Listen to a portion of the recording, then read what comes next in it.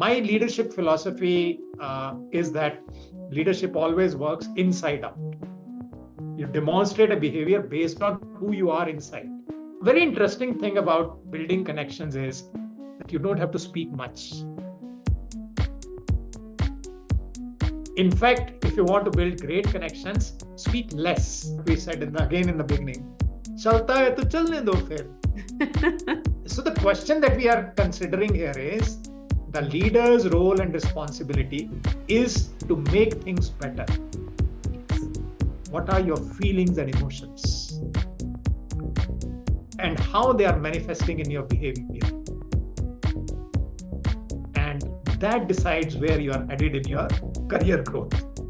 Your values, your beliefs, your emotions, feelings, and all that combination creates your behavior. Now, are we in touch with what is happening inside? So self-awareness is one of the most important and fundamental traits that anyone must have if they want to rise in their leadership game. Do I have goals for myself or not? Where do I see myself 1 year, 5 years, 10 years down the line? Now that clarity helps in taking decisions on the way. Go back to the basics, go back to the fundamentals, take responsibility for your actions, and it starts changing everything in your life.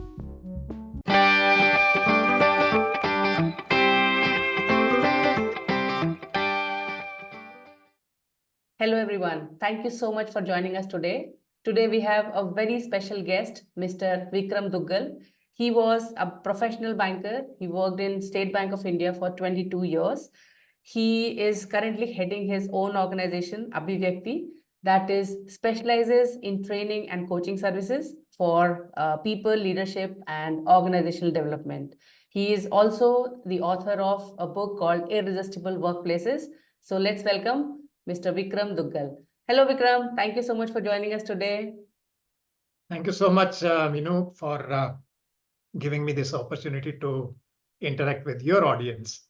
And I'm sure I'll have a lot of lessons to learn in this conversation and then the feedback from the audience. Sure, we are looking forward to it. So first of all, tell me a little bit about your book, Irresistible Workplaces, because the title is very interesting. Title is interesting and the book is also equally interesting. So the book is about organization, workplaces we are talking about. And the irresistible part comes from the context that how do we make it irresistible for everyone who is connected to the organization? I'm not saying in this book that it's only for the employees. It's for the management, it's for the stakeholders, it's for the investors, it's for the government. Everyone must find this organization worth working with. That's what my vision of writing that book was. How do we make it irresistible? Yeah. Okay. So Vikram, you have worked in banking sector for 22 years, like more than 2 decades, and then you moved to learning and development. What is your mission? My mission. So when I started my online training program during COVID period, that's when I had crafted my mission statement. So I'll read that out for you.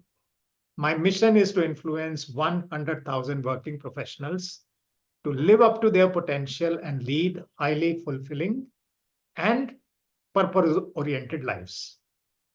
Now, let's break it down a little bit, this long statement, complex statement. So what I discovered in my interaction with participants, audience, in whatever programs that I have done, is that human potential, specifically in organizations, is not coming to its peak. So it leads a lot of unfulfillment in people who are working in organizations. And if we look at it from the context of organizations, it's leaving a lot of money on the table, so to say, because the productivity gets affected, because of the output is not enough, because of the quality suffers. So that unfulfilled potential is a loss to multiple stakeholders. That is why my mission is to help people to reach up to their potential, go beyond their potential, and find purpose in that, find fulfillment in that. And I'm working constantly towards that. Wonderful. And as you said, unfulfilled potential, that comes with the challenges which people faces at their workplaces. So Yeah. in your experience, what are the common challenges you have seen people are facing? That's why they're not able to utilize their full potential. So again, let's look at it from both angles. One is the management and the leadership side, and second is the people side. So let's start with management. Now, is the management doing enough and more for people to come up to their potential or not? How are they making sure that people feel good working in wherever they are working, with whosoever they are working? Now, that's where a lot of gap is there in terms of leadership in the organizations. And a lot needs to be done for that area. And when that happens, let's look at the people side. The second challenge from people side that comes is, are people willing to give their best? Are people willing to learn? Are people ready to play a higher game? That's where the challenge is. क्या होता है ना, अगर हिंदी में बोले तो हम बहुत जल्दी सेटिस्फाई हो जाते हैं. There is a job that I have, I am getting my monthly salary, चल रहा है ना सब कुछ. And this becomes a bane for the people, for the management, for the organization. So if people continue to learn, continue to outperform themselves, that's when there's a dramatic results happen, magic happens. So when you say that people get satisfied, there are different kind of things in here. Like one is you get satisfied because that is what you were hoping to get, like a stable job and a constant income, and now you have it and you feel that, okay, because I have struggled so much, I have achieved this much, so now is the time to enjoy. And then they get into their comfort zone. Other could be that maybe they are not very sure or confident about what else they can do at the next level, because whenever in the organization you want to go or grow up to the ladder, you have to have certain skill. And Right. maybe people shy away with the fact that they might not have it what it takes to be there. And that again helps them to stay where they are. So what are those gaps which you have observed are there? I mean, if you can name some. So the question is, people wanted a job, they got a job, and now they have monthly salary. All good. And that's what the majority of the world is doing. Yes. If we look at the highest earning people, highest earning means in terms of numbers, that is the workforce.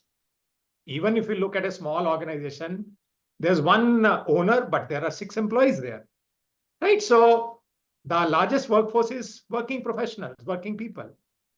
It's very right to have monthly stable job, everything. But becoming better in that, who is stopping them?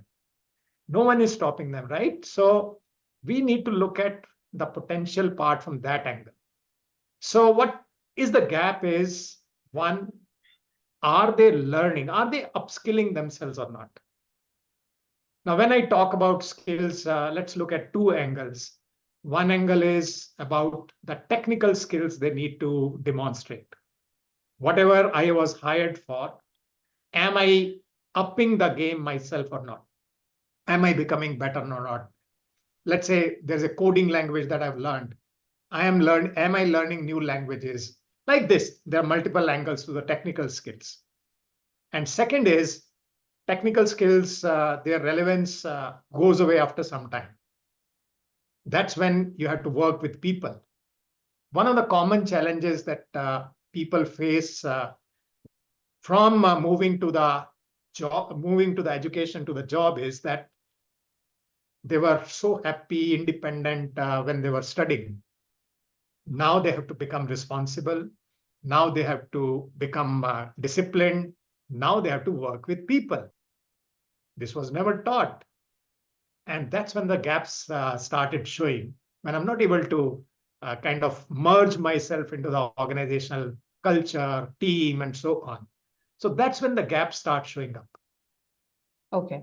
So let's say if there is somebody who is ready to up their game and they also understand what their blind spots are, they are willing to work on that.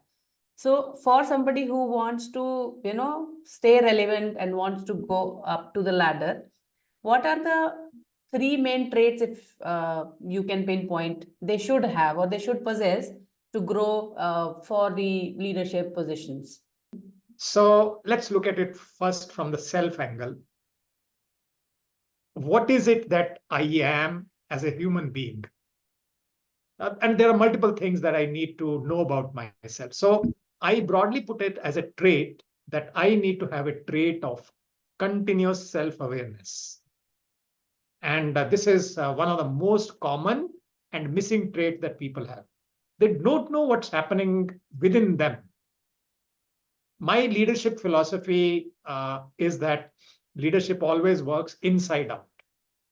You demonstrate a behavior based on who you are inside, your values, your beliefs, your emotions, feelings, and all that combination creates your behavior. Now, are we in touch with what is happening inside? So, self awareness is one of the most important and fundamental traits that anyone must have if they want to rise in their leadership game. Second is if we look at the skills part. So here, if I put it broadly as people skills, how do we connect with people? Where issues like communication, inspiration, decision making, all these things will come up. So how do I connect with people? Am I able to build teams? Am I able to get the best out of people? So ability to connect with people, let's put it this way. And the third would be about the role responsibility. So do I have clarity about where I have to go? Vision is a broad term, but forget about vision for the moment. Do I have goals for myself or not? Where do I see myself 1 year, 5 years, 10 years down the line? Now, that clarity helps in taking decisions on the way. Otherwise, the swings of life, they keep throwing you in different directions.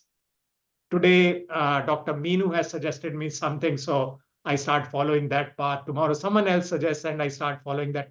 So I confuse myself over a period of time. So the word is clarity about where you want to go. Perhaps that's the third thing I would like to put. Okay, so that sounds good. Let's work on it. Like somebody's listening to you and they say, okay, I want to work on all these three things, or at least let's start with that. Self-awareness is something which obviously they have to work by themselves. But if in case somebody asks you, okay, I want to be self-aware, what are the things which I need to practically do to make sure that I am self-aware all the time, or I become self-aware? So what do you suggest them? So here, there is a disclaimer that I'm giving. You can't be self-aware all the time. It's, I think, very heightened state of awareness. Only then perhaps you will ever reach there. You may not. That's okay. But being aware more of the time.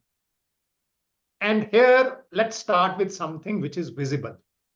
Okay. And what is visible? My actions are visible. My habits are visible. My results are visible.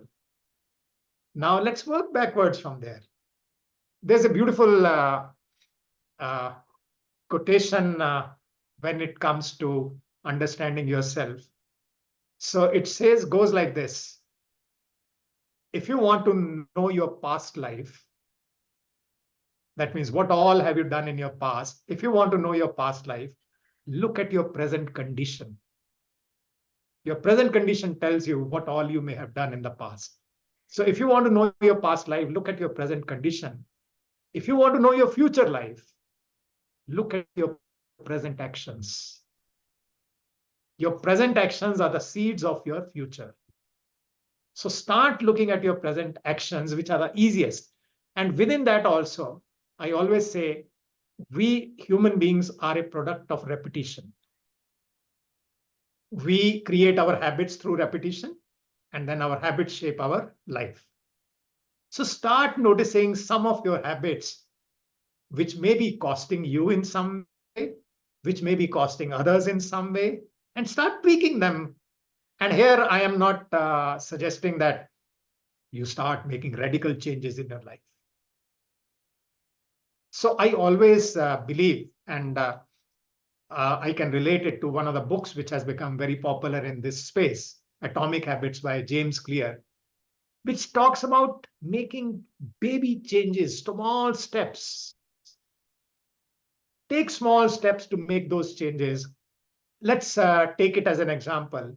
If you are a person that you have never exercised, who have not been in the habit of exercising, and you get inspired to exercise, I, in so many words, tell people, don't start with 1 hour of exercise. Because your body will resist, your mind will resist that. You may be able to do it for 2, 3 days, and then what happens? We all know the fate of New Year resolutions, right?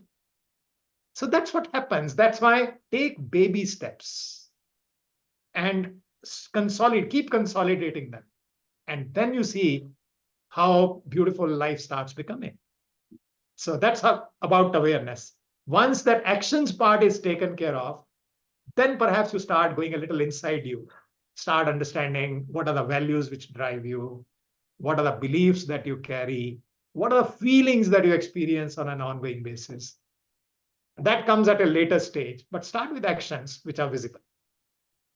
Great. That sounds doable. So the next thing is, if we need to, start making connections, or we should become good at connections, again comes to the question how.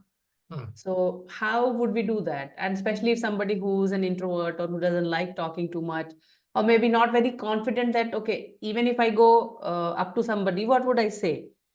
So what advice do you have for that person? So you will be able to connect with people only when you reach out to them. True. Right. So let's look at the technological platforms which are available. How did I get connected with you on LinkedIn? Because I sent a request that I want to connect with you. Even in the physical space, we have to reach out to people to connect with them. Then comes, what is it that you will need when you connect with? Okay, I have approached you. What next?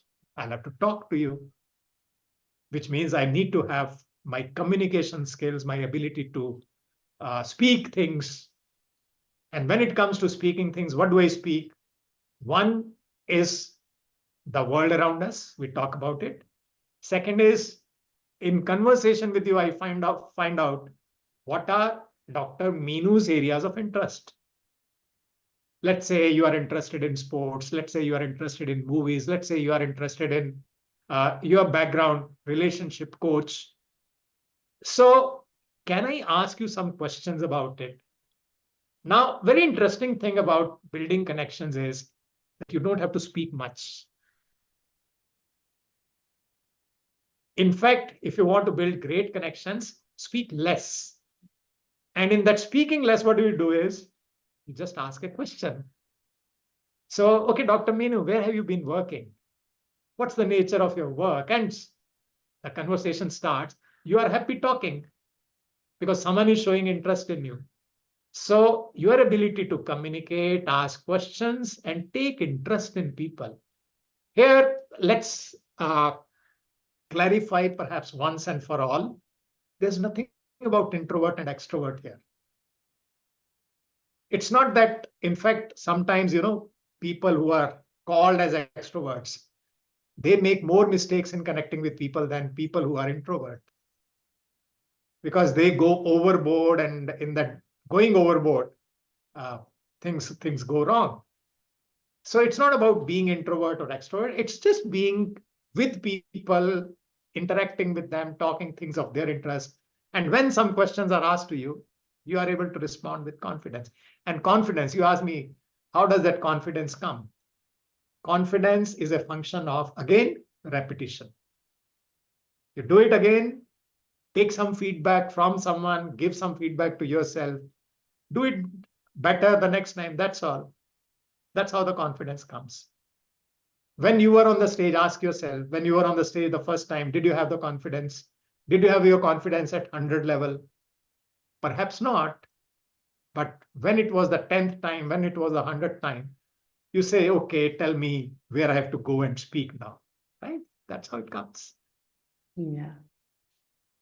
Yeah, that's true. It's all about you take genuine interest in other person, find out what they are interested in, and let them speak more so that they feel more valuable. That okay, there is somebody who's listening to you. Yeah, make people feel important. Yeah. True.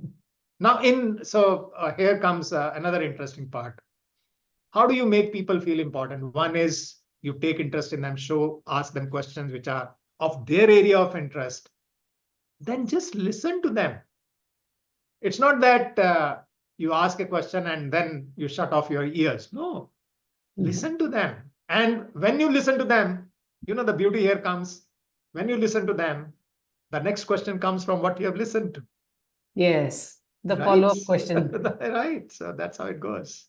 True, true. And another important thing is, okay, when you start talking, you start building connections. And especially when you are moving towards a leadership role, it's important that how do you have very productive team? Mhm. And it is not easy to get the work done because in the team, there'll be people who are ready to listen to you, open for your ideas. There are people who just do this because it's part of their job. But being a Mhm. leader, it is your responsibility to take everyone along and move forward. Mhm. So, what do you suggest we can do in order to, become or build a very productive team? Again, it's easier than people make it out to be. And Okay. why do I say easier? Because perhaps the fundamentals need to be in place. That's it. Let's take a little inspiration from any sports team. Recently, India won that World Cup T20, right?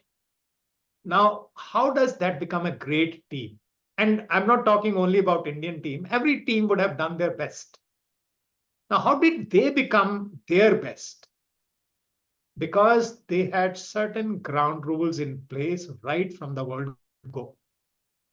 When a new person is inducted in the team, that person is aligned with what makes our team function. There are multiple energies.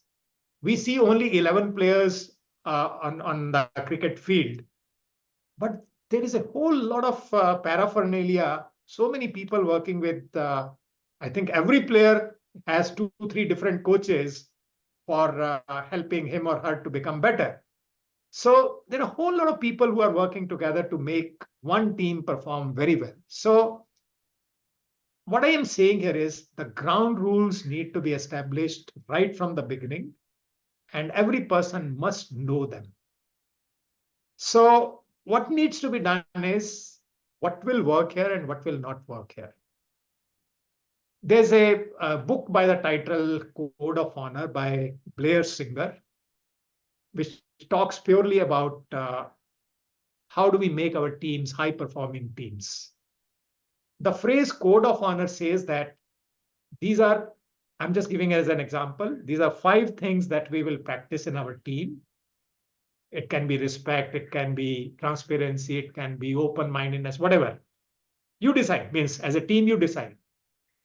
And what will be the indicators of all these 5 practices that we want in our team? Now, when every team member is performing those actions, there's a synergy that happens. Everyone understands what works and what doesn't work. And when someone performs away from what has been decided together, someone goes astray. Sometimes means we are human beings, we can make mistakes, right? So when that is happening, that person is just informed, just called out. We call it as a phrase that is used, we call it out. So let's take an example. Let's say our meeting time was decided that we'll meet at 10 o'clock. Now, for some reason, I'm not able to come at 10 o'clock, and it is 10:05 that I come in. Now, everyone looks at me. We have wasted 5 minutes of ours waiting for you, and so on. That is not required. Meeting starts, and maybe at the end of the meeting, or maybe at the beginning of the meeting itself, Vikram, we are waiting for you for the last 5 minutes. That's it. You're not finding fault with Vikram. Hey, tell us the reasons why you got late. And that's not required. I'm just informed that, Vikram, we have been waiting for you for 5 minutes. That's it. Now, when people keep on getting this kind of feedback, they remain kind of on track. And when they are on track, the kind of vehicle rolls pretty easily, right? So that's what is required to work with teams. Then within the team, very important thing which gets missed out many times is communication. Are we talking to each other? Are we reaching out to each other? Are we helping and supporting each other? Then another important thing is as a leader of the team, many people have again this tendency that they start playing favorites. That demoralizes many people. So all these things we need as leader of the team, I need to be alert about that these things are not there, which takes away the energy of the team and actually empowers the team to work better. Yeah. That's good.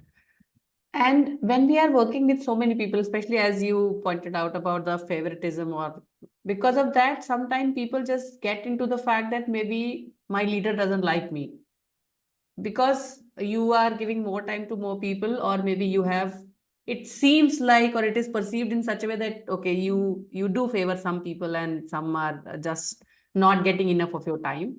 And over the time, even though there's a little bit of conflict, that goes out of proportion because of numerous reasons. So I'm just focusing on, let's say, I am at mid managerial level and I am looking forward for my next aspiration at work. And there is something which is bothering me, which is a conflict between my idea and my boss's idea. Now, how do I deal with this situation so that it leads to a positive outcome? How do you suggest to deal? So this is one lesson that I learned in a classroom. I'll share that example. It will always happen that people have different ideas. That's why we are, I think, thriving as a human race, that we have different ideas. So that person was an ex-services man. We were discussing about conflict only. And what comes out is ultimately what the boss says prevails. That happens in all organizations, and that happens in defense also. Now, in defense, they have made a slight, perhaps, change in the way it works is, or some people have tried that. I know that this idea is not going to work because of my experience on the ground. But since the boss is saying, Dr. Meenu is my boss, and she's saying, Vikram, I have made up my mind, go and do this. Now, what do? I have to do it. I have to comply. So one of the ways to handle this is I say, right, doctor, I'll do what you're suggesting. Will it be okay if I give you feedback after, let's say, 10%, 20%, 30% of implementation? Will it be okay? And I'm sure no one will say no to that. So when you take that permission, can I come back and let you know how it is evolving? And you come back. Till then, not many resources have been invested, and you can backtrack and do the course correction if required. And at times, it may also happen that you turn out to be wrong. The boss's idea turns out to be equally good or better also. So that is the way that you are always open to communicate. Now that boss has not listened to me and I have to follow your instructions, I can go into my kind of victim kind of state. Very easy to go into that. Human beings love to be in that state, you know. So I say, fine, since you're my boss, I have to follow what you are suggesting. And I'm just coming back to you with feedback. And when that kind of relationship builds, trust builds. So the keyword that is coming here is, are we building trust? Are we strengthening that trust or not? Now, when that kind of trust builds, boss also knows that whatever Vikram says, he has thought through, and that's why he's saying. He has his own experience, confidence. So people are listening to each other. When that kind of environment culture is built, perhaps I think positive energy comes in there. And I really like what you said that, okay, maybe right away you cannot say, no, it's not a good idea. You rather go and work on it and still take the permission that, can I update you after 10, Right, 20% it's done. right, In that way, both of you are happy that your boss also thinks that you are following the instructions, and you know that if it doesn't work, he would be ready and ready to listen whatever I have to offer. right, So that's pretty good. right. And that brings in the component of emotional intelligence as well. You should be aware of when to say and what to say so that the other person is in a position to listen. Right. Right. So, according to you, how important is emotional quotient or emotional intelligence at workplace? In fact, I whenever I am asked to take a session on emotional intelligence at workplace, I refute that title of the session itself right in the beginning of my session. It's about emotional intelligence. It doesn't differentiate between your home and workplace. You need to be emotionally intelligent everywhere. And in fact, if you are emotionally intelligent at workplace and not emotionally intelligent elsewhere, there's a bigger problem. So it has to be emotional intelligence. So that's one my take on this subject. Now, how important is emotional intelligence? I think there is nothing which is more important than emotional intelligence. I ask this question to you. Let me ask this question to you. What's ultimately important to you in your life? Happiness, peace of my See, mind. see the words that you used. What are these two words? And the list can be longer. Yeah. Let's stay with these two words. You say peace, you say happiness. Both of these are representation of emotions. Now, I'm not going into the subject in detail, but these are feeling words that you said. I'm feeling peaceful. I'm feeling happy. And that reflects in emotions. So ultimately, human beings are living for their feelings. They want to experience something within. That's why all this tamasha is going on. Now, if that is not achieved, what's the fun? If we have to zero in on that ultimately, let's start working for that right away. Na? Why wait for some time to come and then I'll work on my emotions? It may be too late. So go back to what I started with in the beginning. I mentioned about self-awareness. One of the important aspects that you need to be aware of in terms of yourself is, what are your feelings and emotions and how they are manifesting in your behavior. And that decides where you are headed in your career growth. So that becomes very, very significant. And it's a lifelong journey. Vikram, on that note, I am aware of the fact that how important it is, but I am also aware of the fact that there are many who tend to ignore it. I mean, they know that, okay, there is a particular way of presenting whatever you have to say or convey, but still maybe they are hijacked by their emotion, or it's the power of the position what they are at. They feel that, okay, whatever way they do things is the right way. So is there again a practical tip which can be a takeaway for someone who's listening to us? The phrase that was coming to my mind as you were sharing this, they are behaving in this certain way at their own peril. The loss is theirs because they are leading and they are not realizing what is the cost that it is taking on people, on organization because of their behavior. They're not able to realize. And it's not very easy to quantify it in terms of money. That's why perhaps not much is done about it. So the practical tip, if you are asking, is this. By doing things in a certain way, my way is the right way. By behaving in that way, there are two questions that I have to ask myself. One, how is it making me feel? Now, such people predominantly are likely to be not in touch with their feelings. That's why they continue to do what they're doing. So they need to really get in touch with them. How is it making them feel?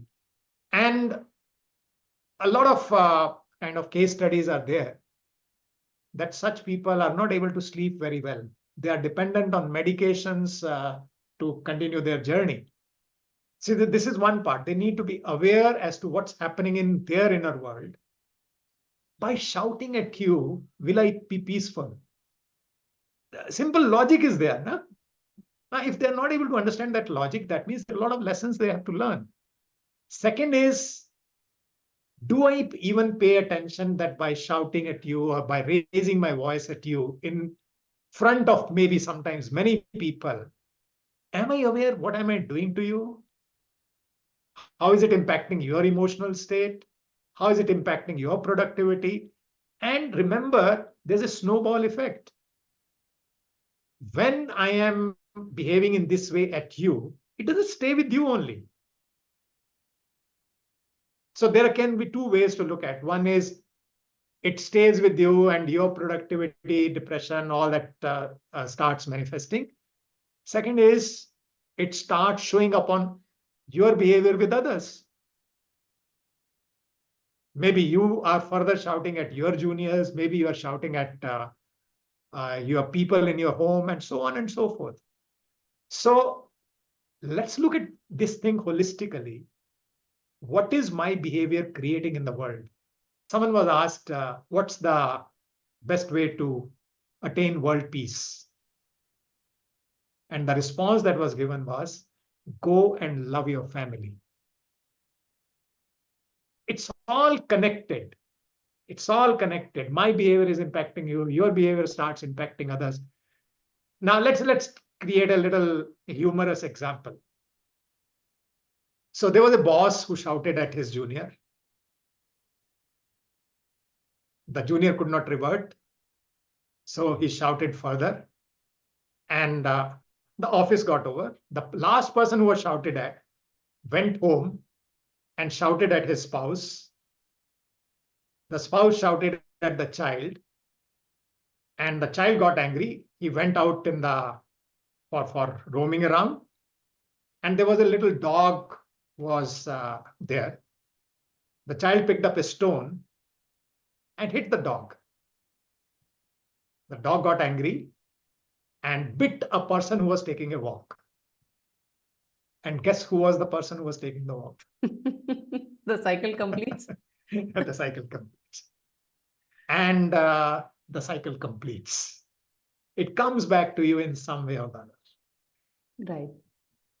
So now I am asking this question because I know that there will be somebody who will be facing this. So we have that person, jiska cycle complete ho raha abhi. How do we let that person know that become aware and, just watch yourself what you're doing or how is it impacting the rest of the people? What can we do to bring awareness to that person? How do we intervene? So that person has to be given feedback. It's as simple as that. Is there a very nice or polite way of giving such feedback? So again, why should there be a nice and polite way? We read that, right? The sandwich feedback you should be giving.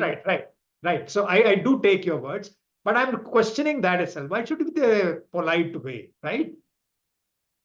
Person needs to be given feedback that what you are doing, the way you are doing it, is impacting people.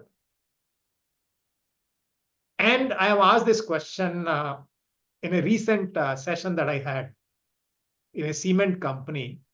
I asked them, whatever the gap that you're sensing, if that gap gets filled up, tell me how much productivity can go up.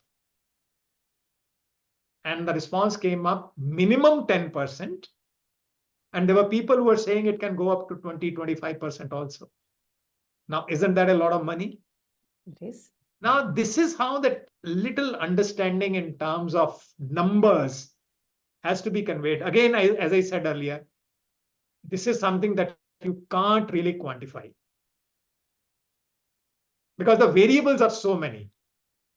But then a broader understanding can be done. And that even if the productivity goes up by 10%, 20%, even 5%, even 1%, it's an advantage for the organization. And not only that, it makes this leader more trustworthy. It makes the leader more acceptable to people. And that's what is required. Otherwise, let's say I am a leader like that who is shouting and screaming at people. Do you think you will be willing to come to me easily, share your ideas, share your plans, opinions, and all that? Will you do that easily? Perhaps not. And who is loser in the process? The organization loses. So that's why that feedback needs to be given. And we all know that every organization has mechanism in place for that also. No, that mechanism needs to be utilized. Many times that mechanism is just not utilized. Or people are just, afraid that, okay, I'm doing my job. It is his problem or her problem. People have that tendency as well, right? As long as my job is not impacted, I'm fine. So it goes back to what we said again in the beginning. Chalta hai to chalne do phir. So the question that we are considering here is the leader's role and responsibility is to make things better. Yes. And if at my level I am saying chalta hai, that means I am not living my leadership. True. I'm not living my leadership. So I am planning to go up the ladder and I'm behaving like this right now. How will I go up? And even if I go up, how will I conduct myself there? Right? And on that note, chalta hai, or let's go, whatever way things are going, let it go. You know that not most, I would say, but many corporate employee are very happy on Friday. They wish each other even happy Friday. Thank God it's Friday. And when it's Monday, it's like, oh God, it's Monday. Because those 5 days are just chalta hai. I'm here just to do my job. I'm, getting paid, and that's how I'm going by my life. But as you are saying, if somebody has that thought that, okay, this is how it is going to be, then probably they are not emerging their own leadership qualities, probably, right? Because they're not looking beyond. Absolutely. Right? Absolutely. And because of that attitude, for many of the employees, it's like they are not very motivated at work. Right? And they tend to, doing work, and that leads to even burnout at certain extent. Yeah. So what is your suggestion for somebody who wants to stay motivated and, come out of that trap, chalta hai, and like look beyond that, okay, I need to look for the team or for the organization? So first, in the lighter vein, they need to read my book. Yes. Right. So what is required by every individual at every level in the organization? A question they need to ask themselves is, I'm talking on behalf of the employee, do I deserve a better life or not? And I've asked this question to many people, and I've found that all the time the answer is yes. Yes. Yeah. Do I deserve a better life? The answer is yes. Now, how will that happen? Are you waiting for someone to bring it on a platter? That's not how life works. They say that life gives you a plate, and you have to put what all you want to consume in that plate yourself. That's your responsibility. Now, when you take responsibility for that part, do I deserve a better life? And I'm ready to take responsibility to make it better. Everything starts turning around. The wheel starts spinning there. And goes back to what we said earlier. Small actions, consistent actions, they are the game changers. So obviously we have not read the book yet, but would you be willing to share few strategies which are mentioned in the book, irrespective of what position somebody is at in their organization, but they still want to contribute from their end to make their workplace irresistible? What are the few things which you would suggest? All that I've said in the conversation so far, it's my thought process, which is contained in the book also. And that's what I've already shared. Start taking responsibility for your life. I always give this phrase as a declaration or a statement that you make to yourself. Try it out for yourself. How does it sound? Close your eyes and feel that energy within you and say to yourself, my life, my responsibility. Do that. Do that My 2, 3 life, times. my responsibility. Feel that inside you. Now open your eyes and tell me, do you sense a slight shift in your energy? Yes. Now that's what needs to happen. It's all game of energy that we are playing. Huh? Let's consolidate this. There are only two resources we are working with. One is time, which is an external, not in our control. It's a ticking clock, unidirectional. And second is your energy. Everything is a combination of these two. How are you utilizing your energy in the time that is available to you? Now, in the conversation about energy, there are, again, further things that will unfold. Your actions, your thinking, your feeling, all that will come into play. And as you start mastering each one of those segments, that's when you realize that it's easier to create changes in your life than you have been thinking of. Let's take a simple example. Let's say a person wants to be healthier. One of the big challenges, why I'm talking about health now? Because it's one of the biggest challenges in organizations. Take some extreme examples which have come in our attention, that a person of within their 30s and 40s, they lose their life sitting on the table. There are examples like that. CEOs have lost their lives like that. And these are extremes, but in between there's so much, right? Lifestyle diseases, as they call. I don't know why they call them lifestyle diseases. Lifestyle is such a beautiful word, and we have put diseases around that. So health is one of the biggest challenges. Now, if a person wants to be healthier, tell me this, is it a rocket science to start doing course correction? You have to come back to the basics, right? Sleep right, eat right, and so on.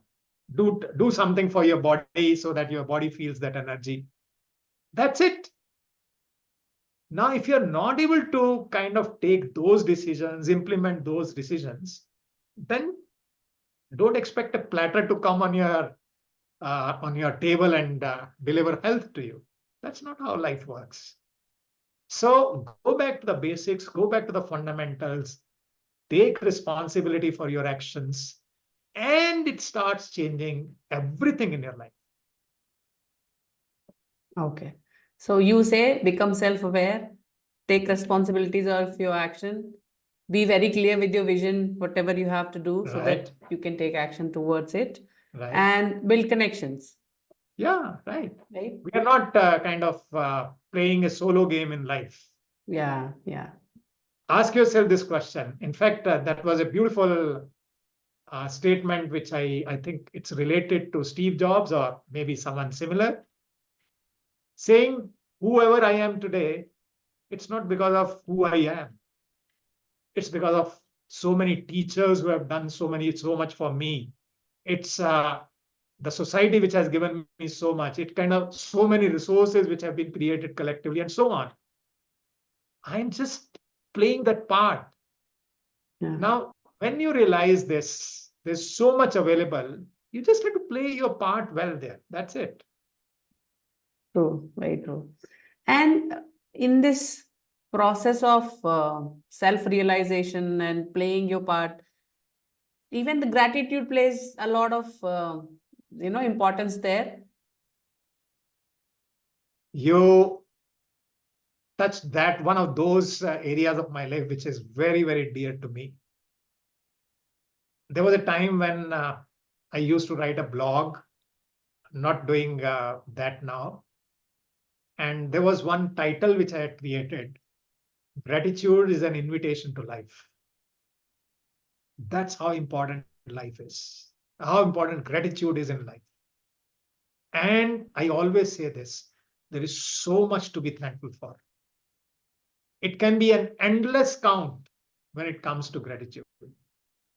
So, since we are talking about gratitude, I'll share certain things which I am putting into practice for that. And let me acknowledge, I learned more about it from my wife. She was the practitioner of gratitude, and then I built on that. So, morning when I get up, I don't leave the bed without saying gratitude to some aspects of my life. That's one. I close my day with gratitude, expressing some gratitude to multiple things that have happened in the day. And then I document my gratitude. And in today's time, there was a time when technology was not available. So I used to write. Every day I used to write my gratitude. Now I'm using an app. And if I remember correctly, more than 2,100 days. You can convert that into years. More than 2,100 days, so around 7 years, I have been writing my gratitude in that app. Wow. Every day I write my gratitude in that. It's not a kind of laundry list. I just pick up certain things that come to my attention at that moment, and I write my gratitude every day. And it makes me feel so blissful. So blissful. So in today's gratitude list, this experience will go there. So there's That's so beautiful. much to be thankful for, so much to be thankful for. And since we are not being so thankful, that means we are taking it for granted. Yeah, I was about to say that. Yeah. Because at workplace, we hardly thank anybody until unless a big job is done and everyone is, sending the accolades and congratulating. We tend to miss out on that expressing gratitude for Absolutely. every small gesture which someone else is doing for us. Right. Since you're talking about leadership, let me ask a question to some leaders. How did they reach that place? How did they reach that place? It's because of the contribution of so many people down the line. Yeah. I was in a bank as you introduced me. So I always used to ask leaders in the bank, tell me, if you are able to show so much of profit in your account books, where has it come from? In fact, if you look at it, you are sitting in an expense center. Admin job is more of expense job, right? But who is getting you these profits is the people who are on the ground, who are running those branches, who are interacting with customers every day. And sometimes they have to bear the brunt of customers. They are in the firing line. Acknowledge at least that. And many leaders take it for granted. So true. That's what I mean. It is important that we introduce the regular practice of gratitude at workplace as well for our colleagues and people around us. It can be great. In fact, one of my spiritual teachers, his famous quote is that gratitude and disturbance cannot coexist. Yeah, I totally agree. So if you are feeling disturbed, only thing you have to do is close your eyes and ask yourself, what do I need to be thankful for right now? And the disturbance, energy of disturbance will keep melting down. Yeah. Yeah. Wonderful. So, Vikram, this would bring us to the end of our session for today. Any parting thoughts for the people who are listening to us? The parting thought will be, take responsibility for your life. It deserves to be better than what it is, physically, mentally, emotionally, relationally, professionally. All these areas can be better than what they are. Only if you play a little more active part in your life, it will change for the better. And in the description, when you upload it, in the description, you can share my coordinates if people want to get in touch with me. I'll be happy to support wherever Definitely, I can. definitely. I'm going to put it. Yeah. Thank you so much for your time. It was an insightful discussion and I thoroughly enjoyed it. Thank you so much. Pleasure, pleasure, absolute pleasure.